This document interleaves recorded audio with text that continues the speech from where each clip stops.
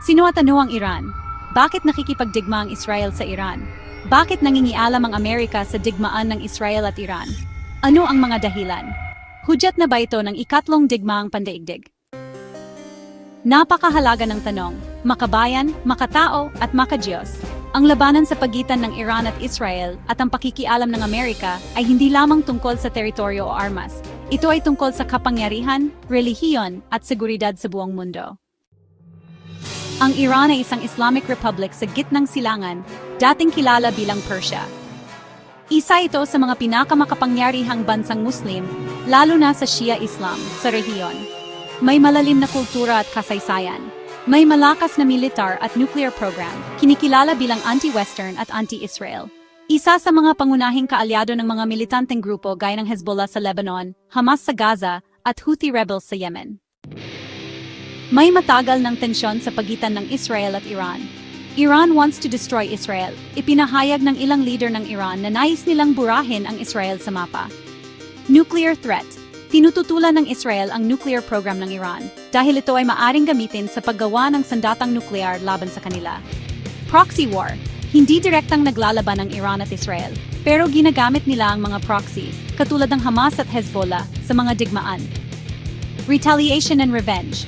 Halimbawa, kapag may pinatay na Iranian general, gaya ng nangyari sa Damascus noong 2024, gumaganti ang Iran sa pamamagitan ng drone at missile attacks. Ang Estados Unidos o US ay matagal ng kaalyado ng Israel at may mga sumusunod na dahilan kung bakit sila nakikialam. Una, strategic alliance. Ang Israel ay isang matagal ng kaibigan ng US sa gitnang silangan.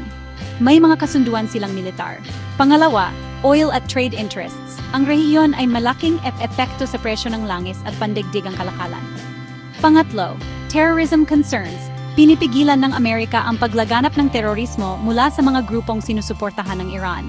At siyempre, military presence. May mga American bases sa gitnang silangan, kaya apektado sila sa anumang gulo sa lugar.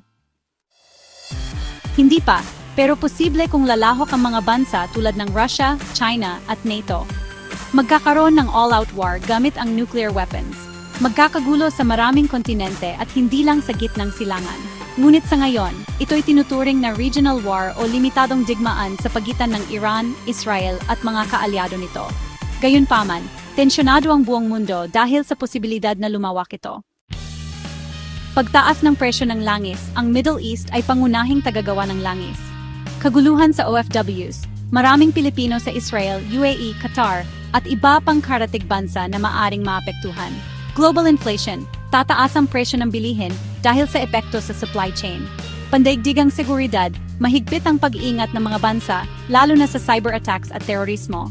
Panalangin at diplomasya, tumitindi ang panawagan para sa kapayapaan at neutral diplomacy, kabilang ang papel ng Pilipinas sa ASEAN at UN. Kapag ang mundo ay pinaghaharian ng takot at galit, tanging pananalig, pagkakaisa at pagkatao ang magliligtas sa atin sa kapahamakan. Kung nagustuhan mo ang video na ito, i-follow mo naman ako.